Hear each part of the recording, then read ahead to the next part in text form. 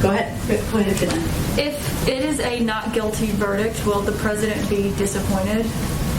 I think we're not going to get ahead of the jury, the legal process, and the jury making their deliberations, Caitlin. And when the jury makes their deliberations and concludes and a verdict is found, I'm certain the president will speak to that. And you talked about how the White House is preparing for whatever that verdict is. Congresswoman Maxine Waters said over the weekend that we've got to stay on the street and we've got to get more active. We've got to get more confrontational. We've got to make sure that they know that we mean business. Does the president agree with what she said about getting more confrontational? Well, I can speak to the president's view. He has been very clear that he recognizes the issue of police violence against people of color, communities of color, is one of great anguish, and it's exhausting and quite emotional at times. As you know, he met with the Floyd family last year and has been closely following the trial, as we've been talking about, and is committed to undoing this long-standing systemic problem. His view is also that exercising First Amendment rights and protesting injustice is the most American thing that anyone can do. But as he also always says, protests must be peaceful. That's what he continues to call for and what he continues to believe is the right way to approach responding.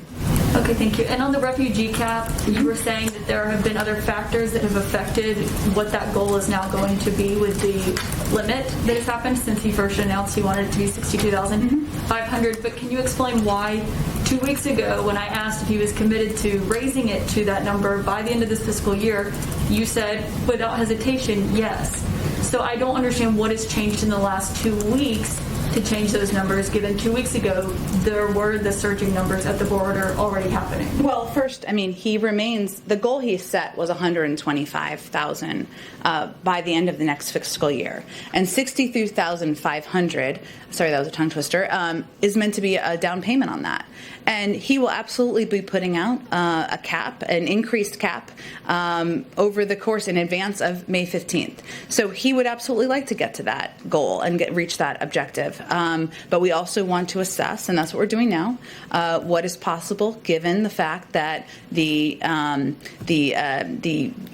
Office of Refugee Resettlement has been hollowed out, and given the fact that the system has been in worse shape. And we're just taking the time to do that. That goal was always aspirational. It was always a huge goal, 10 times what the Trump administration had welcomed in terms of refugees. And so we're going to put out a number. He will put out a number in advance of May 15th. But you say it's aspirational, but clearly you thought it was possible given the Secretary of State told Congress about it, the President committed to it. So why put a number out there if you can't meet it? Because it does give people false hope that you're going to let in 62,500 refugees by the end of September. Well, I think it's also important for people to understand that the challenge is not the cap. The challenge is the ability to process, the funding, the staffing, and welcome refugees in.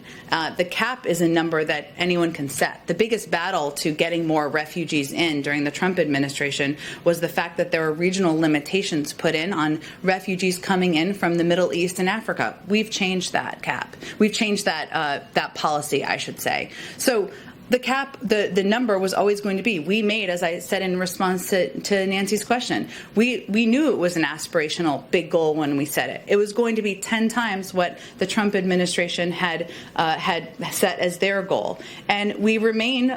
We are looking ahead to, and we are hopeful about reaching that 125,000 number as we look to next fiscal year. But as we came in and assessed and have had time to assess, and have the team said to have had time to assess where the challenges are, we learned more about how hollowed out the systems were. We learned more about the challenges in processing. We learned more about, of course, the impact of what the influx of unaccompanied children would be on these considerations. But shouldn't you have assessed that before making a commitment?